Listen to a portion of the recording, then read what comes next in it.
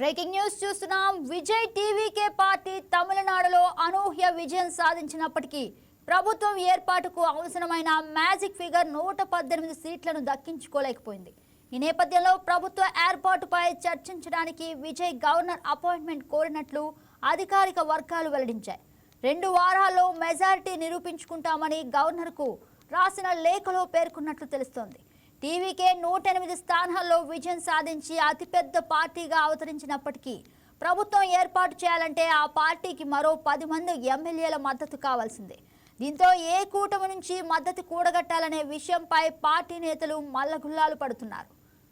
ఇక టీవీకే నేతృత్వంలోని ప్రభుత్వానికి మద్దతు ఇవ్వడానికి కాంగ్రెస్, పీఎంకే సుముఖంగా ఉన్నాయని, ఇందుకోసం ఇరు పార్టీలు చెరో 2 మంత్రి పదవులను కోరుతున్నాయని సమాచారం.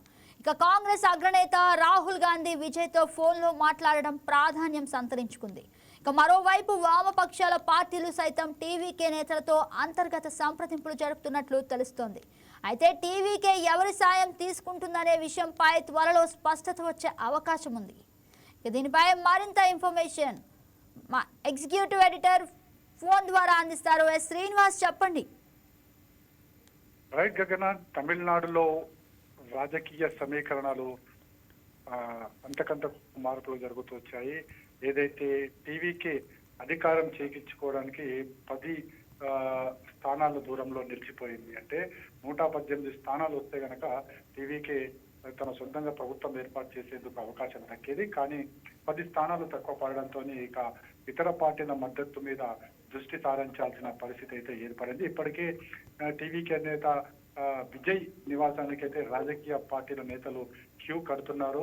కాంగ్రెస్ పార్టీకి సంబంధించిన నేతలు కావచ్చు, పిఎంకే పార్టీ నేతలు కావచ్చు, ఒక్కొక్కరిగా వెళ్ళి టీవీకే పార్టీకి మద్దతు ఇచ్చేందుకు వాళ్ళు సుముఖత వ్యక్తం చేస్తున్నారని చెప్పేసి ప్రస్తుతం అయితే తెలుస్తుంది. ఇప్పటికే టీవీకి సంబంధించి ఏం తీసుకోవాలన్న దాని మీద ఇప్పటికే మరికొద్ది సేపట్లో విజయ్ ఆ పార్టీ నుంచి గెలుపొందిన నేతలతోనే సమావేశం కాబోతున్నారు. అయితే సమావేశం తర్వాత శాసన సభాపక్ష నేతగా టీవీకే పార్టీకి సంబంధించి శాసనసభాపక్ష నేతగా విజయ్ ని ఎన్నుకుంటారు. ఆ తర్వాత ప్రభుత్వం ఏర్పాటుకు తనను ఆహ్వానించాల్సిందిగా గవర్నర్ కు విజయ్ లేఖ రాయబోతున్నారు. సో మొత్తానికి చూసుకుంటే కనుక తమిళనాడులో కొత్త శకం ప్రారంభం కాబోతుంది. కొత్త పార్టీ టీవీకే పార్టీ ఇక అధికారంలోకి రాబోతుంది. అయితే ఈ నేపథ్యంలోనే అధికారంలోకి వచ్చేందుకు ఏవైతే 10 స్థానాలు తప్పబడ్డాయో 108 స్థానాలకే టీవీకే పార్టీ పరిమితం కావాల్సి వచ్చింది. ప్రభుత్వం ఏర్పాటు చేయాలంటే 110 స్థానాలు అవసరం కాబట్టి మిగతా సంబంధించి ఇప్పుడు రాజకీయ మంత్రాలు జరుగుతున్నాయి. ఆ దిశగా టీవీకే పార్టీతో నేతల స్థాయిడి పెరిగింది. ఏ పార్టీ మద్దతు తీసుకుంటే కరెక్ట్, అది కూడా ప్రభుత్వంలో వాళ్ళు ఉంటారా లేకపోతే వెలుపల నుంచి మద్దతు కూడా తెలుస్తున్నాయి. అంటే ప్రభుత్వ పాలన కానీ వెలుపల నుంచి మద్దతు ఇస్తే కనుక ఎప్పుడు ఏం తెలియని పరిస్థితి అక్కడ ఏర్పడుతుంది. కాబట్టి ఇప్పుడు రాజకీయాలు ఖచ్చితంగా దీనికి సంబంధించి ఒక నిర్ణయం తీసుకోవాల్సిన సమయం అయితే ఇది. ఎందుకంటే 1-2 రోజుల్లో దీని మీద నిర్ణయం తీసుకుని ఆ తర్వాత గవర్నర్ ప్రభుత్వ ఏర్పాటుకు విజయ్ని ఆహ్వానించి ఆ తర్వాత ముఖ్యమంత్రి బాధ్యత తర్వాత గవర్నర్ సమయం ఒక వారం ఇచ్చి సమయంలో తన మద్దతుదారుని గవర్నర్ ప్రవేశపెట్టాల్సి. సో ఆ తర్వాత ప్రభుత్వం కొనసాగిస్తే ఇక్కడ ఏ తేడా మళ్ళీ మొదటికి వచ్చారు కాబట్టి అలాంటి ముందుగానే విజయపార్టీ నేతలందరూ కూడా పూర్తి స్థాయిలో సమీకరణ మీద దృష్టి సారించారు. ఎందుకంటే సమీకరణలు ఎవరైతే right Srinivas, thank you for the update.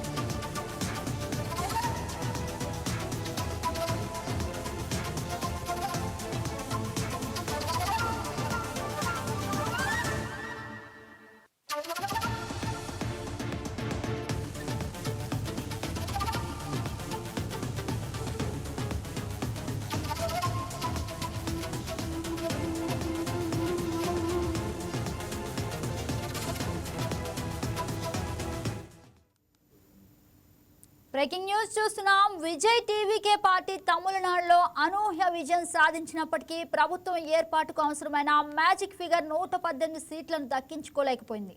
ఈ నేపథ్యంలో ప్రభుత్వ ఏర్పాటుపై చర్చించడానికి విజయ్ గవర్నర్ అపాయింట్మెంట్ కోరినట్లు అధికార వర్గాలు వెల్లడించాయి.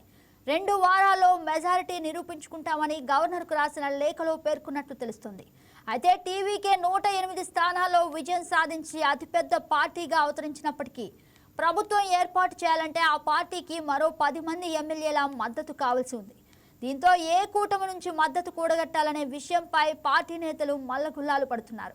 ఇక టీవీకే నేతృత్వంలోని ప్రభుత్వానికి మద్దతు ఇవ్వడానికి కాంగ్రెస్, పీఎంకే సుముఖంగా ఉన్నాయని, ఇందుకోసం ఇరు పార్టీలు చెరో 2 మంత్రి పదవులు కోరుతున్నాయని సమాచారం.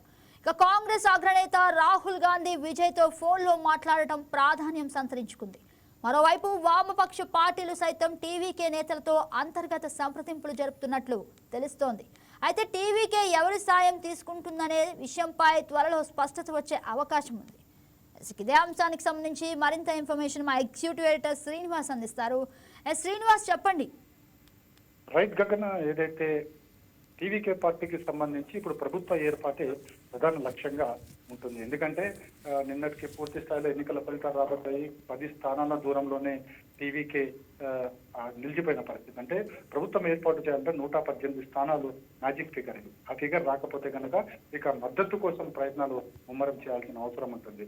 ఇప్పుడు టీవీకే పార్టీ ఉన్నాయి, మరో స్థానాల కోసం ఇప్పుడు ఏ పార్టీ మద్దతు తీసుకోవాలన్న మీద పార్టీ ఏదేమైనప్పటికీ కూడా ఈ నిర్ణయం తమ విజయ్ తీసుకుంటారని చెప్పేసి టీవీకే నేతలు చెప్తున్నారు. అయితే ఇప్పుడు టీవీకే పార్టీ ఉన్న ప్రధాన సవాళ్లు కాబట్టి ప్రభుత్వ ఏర్పాటు స్థానాలు ఉంది. కాబట్టి ఈ 10 స్థానాలు ఏ పార్టీ కావాలి? కాంగ్రెస్ నుంచి ఇప్పటికే కాంగ్రెస్ సంబంధించిన సెంగోటియన్ కావచ్చు, అదేవిధంగా నేతలు కావచ్చు, ఒక్కొక్కరుగా విజయ నివాసాన్ని ఇస్తున్నారు, తమ మద్దతును ఇస్తున్నారు, అవసరమే పూర్తి మద్దతు చెప్తారు. కానీ ఇక్కడ ఒక ట్విస్ట్ కూడా ఉంది. ఎవరైతే పార్టీ మద్దతు ఇస్తున్నారో వాళ్ళంతా కూడా ప్రభుత్వంలో చేరేందుకు వాళ్ళు సిద్ధంగా ఉన్నట్టు, అదేవిధంగా వారు మంత్రి పదవులు కూడా ఆశిస్తున్న పరిస్థితి అక్కడ కనిపిస్తుంది. సో ఈ నేపథ్యంలో ఇప్పుడు విజయ్ ఏ నిర్ణయం తీసుకుంటారో చూడాల్సిన అవసరం ఉంది. ఎందుకంటే పార్టీ వెలుపల నుంచి మద్దతు తీసుకుంటూ ఇంకోలాగుంటుంది, ప్రభుత్వంలో చేరి మద్దతు తీసుకుంటే మరోలాగుంటుంది. అంటే ఇప్పుడు ఈ నిర్ణయం అంతా కూడా విజయ్ చేతులే, విజయ్కి వచ్చేశారు కాబట్టి ఇప్పుడు విజయ్ ఏ విధంగా తీసుకుంటారో చూడాల్సిన అవసరం ఉంది. ఎందుకంటే మనం చెప్తున్నాం కదా, ఇప్పుడు చెప్పిన దాన్ని బట్టి పార్టీ అంటే మద్దతు ప్రభుత్వానికి వెలుపల నుంచి ఇస్తే గనక ఇక ఎప్పుడన్నా సరే వాళ్ళు ఆ మద్దతు ఉపసంహరించుకుంటే మళ్ళీ ప్రభుత్వం పడిపోయే ప్రమాదం ఉంది. లేదు, ప్రభుత్వంలో చేరిన తర్వాత కూడా ప్రభుత్వంలో భాగస్వాములై మంత్రుల పదవులు తీసుకున్న తర్వాత అదొక, కానీ అక్కడ కూడా వాళ్ళకి ఇష్టం ఏవైతే పార్టీలు మద్దతు ఇస్తున్నాయో ఆ పార్టీలు తమకు అనుకూలంగా లేకుంటే అక్కడ కూడా మంత్రి పదవులు రైతులకి మళ్ళీ ప్రభుత్వం ఇచ్చే ప్రమాదం కూడా. సో మొత్తానికి తమిళనాడులో హంగ్ అసెంబ్లీ ఏర్పడినప్పటికీ కూడా అతిపెద్ద పార్టీగా ఇప్పుడు టీవీకే పార్టీ అవతరించింది. కాబట్టి ఇప్పుడు ప్రభుత్వ గవర్నర్ కూడా ప్రభుత్వం ఏర్పాటు టీవీకే పార్టీని ఇవ్వాల్సింది. సో లోక్ అంటే ఎవరైతే టీవీకి సంబంధించి శాసనసభ్యులుగా ఎన్నికైనారో వాళ్ళని కూడా సమావేశం కాబోతున్నారు. బహుశా ఈ రోజు సమావేశం కాబోతుంది. ఏదైతే శాసనసభ్యులుగా టీవీకే తరఫున ఎన్నికైన శాసనసభ సమావేశం విజయ్ని పక్ష పెట్టడానికి ఒకసారి సభ పక్ష ఎన్నుకున్న తర్వాత విజయ్ ఆహ్వానం ఉంటుంది ప్రభుత్వం ఏర్పాటు కూడా విజయ్ ఇప్పటికే లేఖ రాసి తెలుస్తుంది.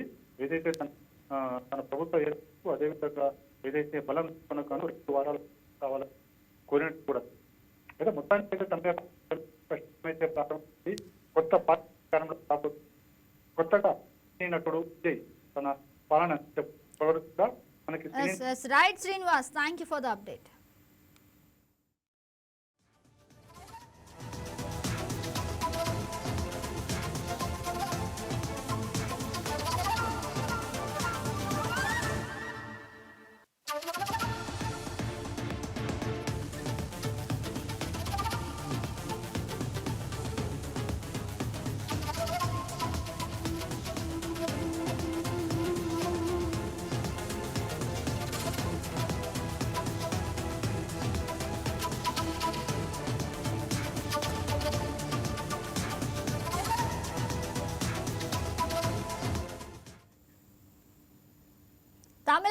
అసెంబ్లీ ఎన్నికల్లో తన అభిమాన నాయకుడు విజయ్ ఘన విజయం సాధించడంతో తిరుపూరుకు చెందిన సుధాకర్ అనే అభిమాని తిరుమల వెంకటేశ్వర స్వామి ఆలయం ముందు ఉన్న అఖిలాండం వద్ద వినూత్నంగా మొక్కు తీర్చుకున్నారు.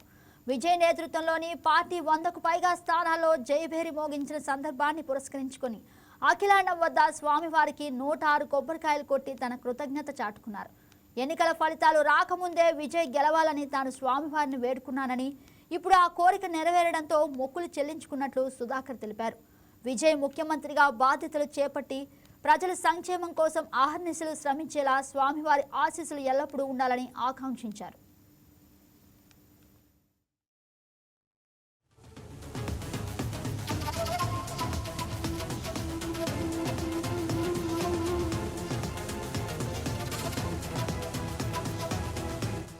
ఓం నమో వెంకటేశయ్య.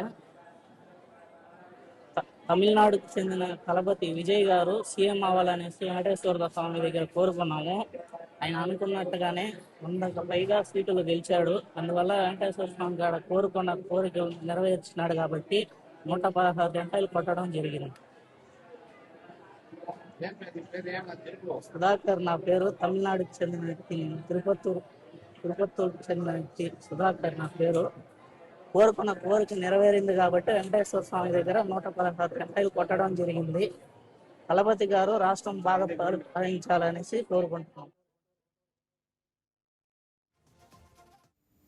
కపిల్ సాహు ఎవరి సాహు, ఎక్కడివాడు, ఆయన గొప్పతనం ఏంటి అనుకుంటున్నారా? చాలానే ఉంది. ఇప్పుడు దేశ రాజకీయాల్లో ఆయన చర్చ అంతా ఇంత కాదు. అవునండి, ఇది నిజం. దేశ రాజకీయాలను తన వైపు తిప్పుకున్న టీవీకే పార్టీ అధినేత విజయ్ని అడిగితే తెలుస్తుంది.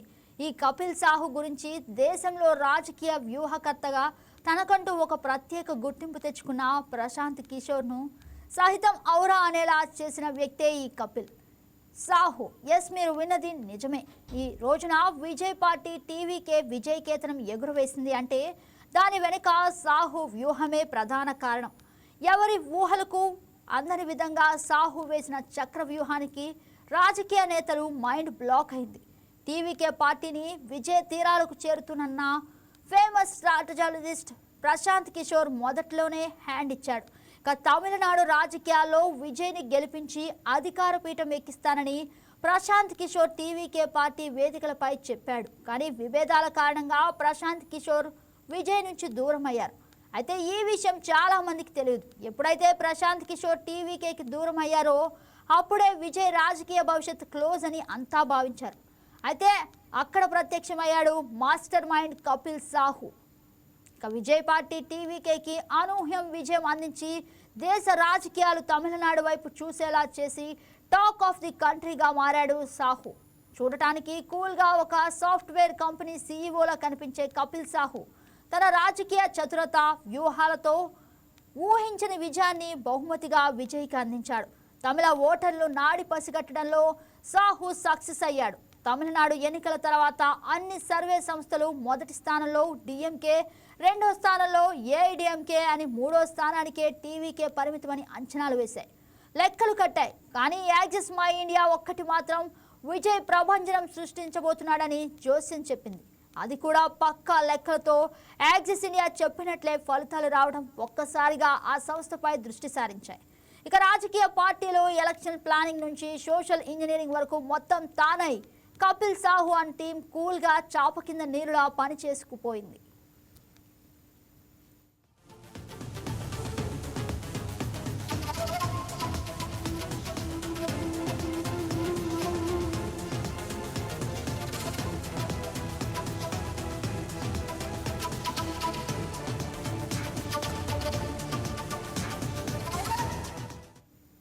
దేశం మొత్తం రాజకీయ పార్టీల చెవులు చిల్లులు పడేలా విజిల్ పార్టీతో రీసౌండ్ చేసేలా ఘనత సాహుదే. ఇక కపిల్ సాహుకి ప్రశాంత్ కిషోర్ ఐపాక్ సంస్థలో 10 ఏళ్ల అనుభవం.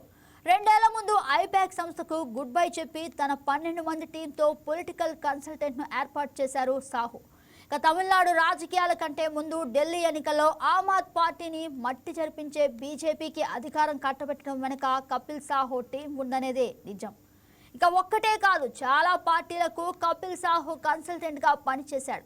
కానీ తమిళనాట టీవీకే పార్టీకి ఊహించని విజయం అందించి దేశంలోనే టాక్ ఆఫ్ ది స్ట్రాటజిస్ట్ గా కపిల్ నిలిచాడు.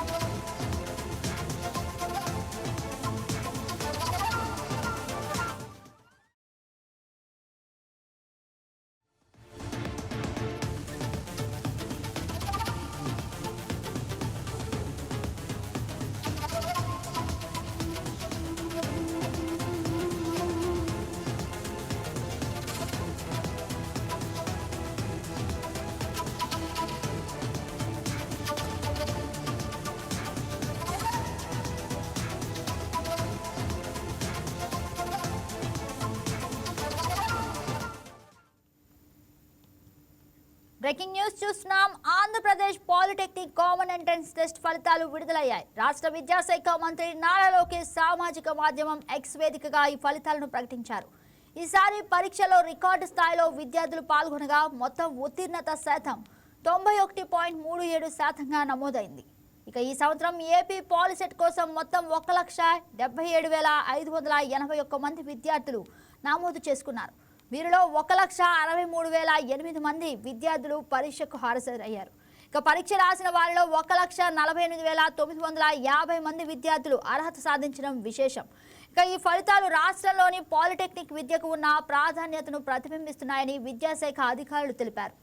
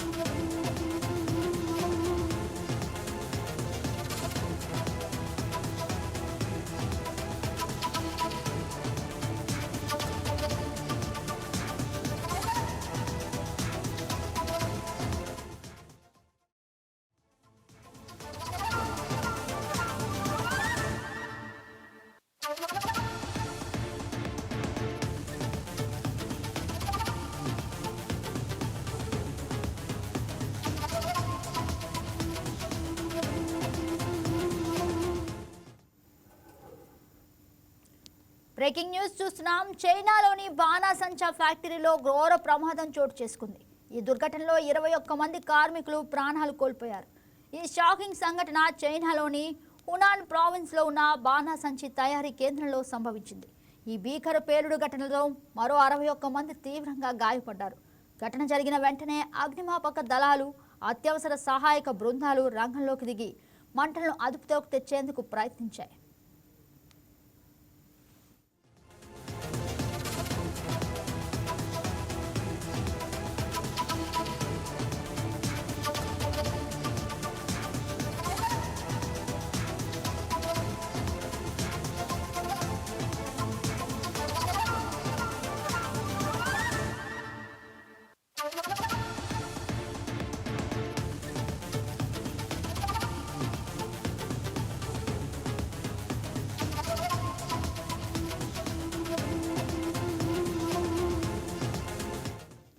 ప్రమాద తీవ్రతను గమనించిన చైనా ప్రభుత్వం తక్షణమే సహాయక చర్యలను ముమ్మరం చేసింది. ఇక క్షతగాత్రులను సమీపంలోని ఆసుపత్రులకు తరలించి మెరుగైన వైద్యం అందిస్తున్నారు.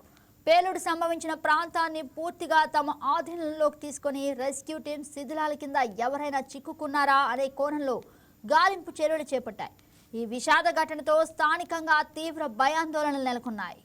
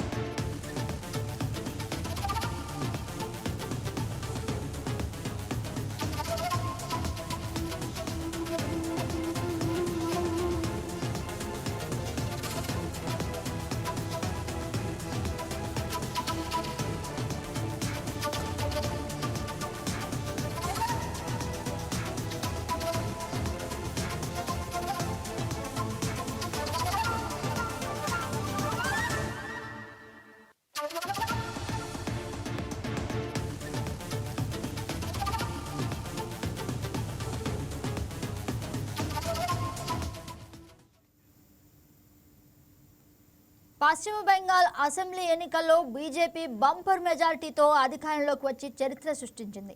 వరుసగా 4వ విజయం సాధించాలని ఆశించిన మమతా బెనర్జీకి బెంగాల్ ప్రజలు భారీ షాక్ ఇచ్చారు. ఇక రాష్ట్రంలో మొదటిసారిగా బీజేపీ ప్రభుత్వం ఏర్పడనుంది. ప్రజా వ్యతిరేకతను అద్భుతంగా క్యాష్ చేసుకున్న బీజేపీ మమతా పాలనపై ఉన్న తీవ్ర అసంతృప్తిని తన ప్రచారంలో ప్రధాన ఆయుధంగా మలుచుకుంది. అవినీతి, కుటుంబ పాలన, సంఘటిత నేరాలు, సరిహద్దు చొరబాట్లు, ఉద్యోగ అవకాశాల లోపం వంటి అంశాలు బీజేపీకి బలమైన సాయం అందించాయి. ఇక ఫలితంగా బీజేపీ బంపర్ మెజారిటీ సాధించి సరికొత్త రికార్డు సృష్టించింది.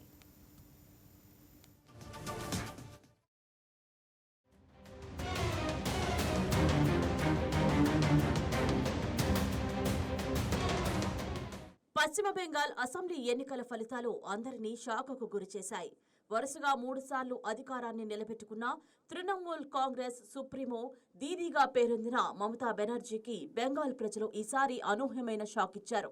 తొలి ట్రెండ్స్లోనే బీజేపీ స్పష్టమైన ఆధిక్యంలో నిలిచింది. ఇది బెంగాల్ రాజకీయ చరిత్రలో అత్యంత చారిత్రాత్మక మలుపు. 1947 నుంచి 1977 వరకు 30 ఏళ్లు కాంగ్రెస్, ఆ తర్వాత 1977 నుంచి 2011 వరకు 34 సంవత్సరాలు వామపక్షాలు బెంగాల్ను పాలించాయి. 2011లో వామపక్ష ప్రభుత్వాన్ని కూలదోసి మమతా బెనర్జీ నేతృత్వంలోని తృణమూల్ కాంగ్రెస్ అధికారంలోకి వచ్చింది. ఆ తర్వాత 2016, 2021లో కూడా ఆమె ఘన విజయాలు సాధించారు. 2021 ఎన్నికల్లో టీఎంసీ 294 స్థానాల్లో 215 సీట్లను కైవసం చేసుకుంది. అంటే వరుసగా 3 అసెంబ్లీ ఎన్నికల్లో అధికారాన్ని నిలబెట్టుకున్న మమతకు ఈసారి బెంగాల్ ప్రజలు ఇక మీ సేవలు చాలు అని తీర్పు ఇచ్చారు. 15 సంవత్సరాల టీఎంసీ పాలనపై విస్తరించిన వ్యతిరేకత ఈ ఎన్నికల్లో నిర్ణయాత్మక పాత్ర పోషించింది. ఉద్యోగావకాశాల కొరత, అవినీతి ఆరోపణలు, పాలనా వైఫల్యాలు, చట్టం, శాంతి భద్రతలపై అసంతృప్తి ఓటర్లను బాగా ప్రభావితం చేశాయి.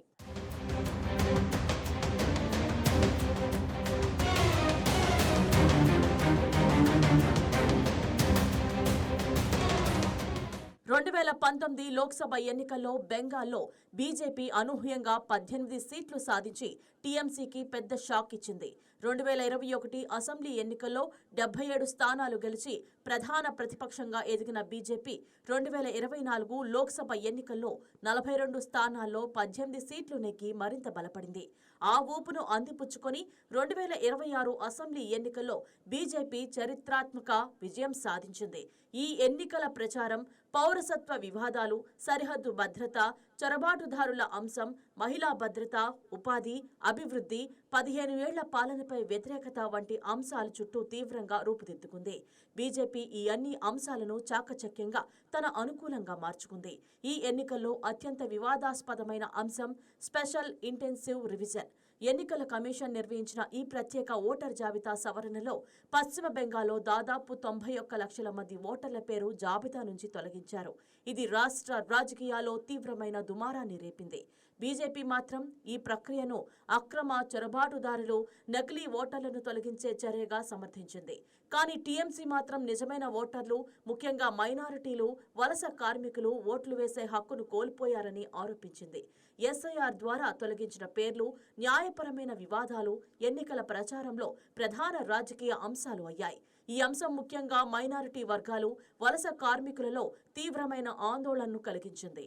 ఎంతో మంది ప్రజలు తమ ఓటు హక్కు కోల్పోతారనే భయంతో ఆందోళన వ్యక్తం చేశారు. చివరికి ఈ వివాదం మమతా ప్రభుత్వంపై ప్రజల్లో మరింత వ్యతిరేకతను రగిలించింది.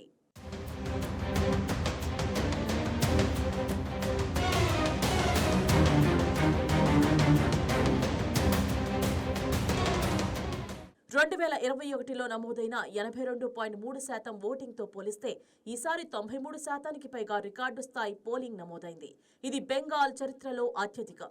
ఎస్ఐఆర్ పట్ల భయం, మార్పు కోసం తపన, బీజేపీ టీఎంసీ మధ్య తీవ్ర పోటీ ఇవన్నీ కలిసి ఈ ఓటింగ్కు దారితీశాయి. తమ ఓటు వేయకపోతే భవిష్యత్తులో ఓటు హక్కు రద్దవుతుందని, ప్రభుత్వ సేవలు ఆగిపోతాయని భావించిన వర్గాలు సైతం భారీగా పోలింగ్ కేంద్రాలకు వెళ్లాయి. బెంగాల్లో మోదీ షా వ్యూహం, శాంతి భద్రతల అంశం టీఎంసీని బాగా దెబ్బతీసింది. ప్రధాని నరేంద్ర మోదీ స్వయంగా బెంగాల్లో పలు బహిరంగ సభలు నిర్వహించి ప్రచారాన్ని ఊపందించారు. హిందుత్వ ఎజెండా, సిఏఏ అమలు, అభివృద్ధి హామీలు, అవినీతి వ్యతిరేక నినాదాలు ఇవన్నీ కలిసి బీజేపీకి అనుకూలంగా పనిచేశాయి. ఈ ఎన్నికలను బీజేపీ ప్రతిష్టాత్మకంగా తీసుకుంది. కేంద్ర మంత్రులు, జాతీయ నేతలు పెద్ద సంఖ్యలో బెంగాల్లో పర్యటించి పార్టీ విజయానికి కృషి చేశారు. స్థానిక నేత సువేందు అధికారి సమర్థ నాయకత్వం బీజేపీ విజయంలో కీలక పాత్ర పోషించింది.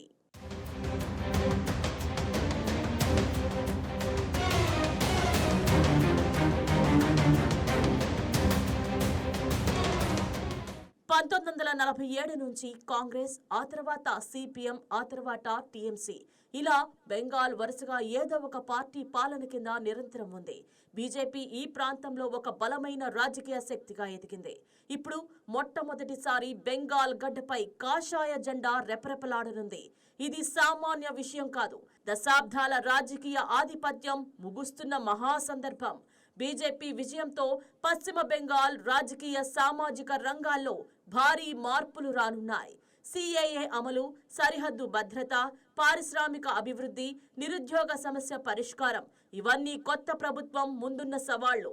బీజేపీ నేత సువేందు అధికారి ఈ విషయాన్ని హిందూ సంఘటన ఫలితంగా అభివర్ణించారు. మమతా బెనర్జీ శకం ముగిసింది. బెంగాల్ ఒక కొత్త రాజకీయ శకంలోకి అడుగుపెట్టింది. 15 ఏళ్ల దీదీ యుగానికి బెంగాల్ ప్రజలు వీడ్కోలు పలికారు. ఇప్పుడు బెంగాల్ మీద కాషాయ ప్రభంజనం వీచింది. ఇది కేవలం ఒక ఎన్నిక ఫలితం మాత్రమే కాదు, భారత రాజకీయ చరిత్రలో ఒక నిర్ణయాత్మక మలుపు.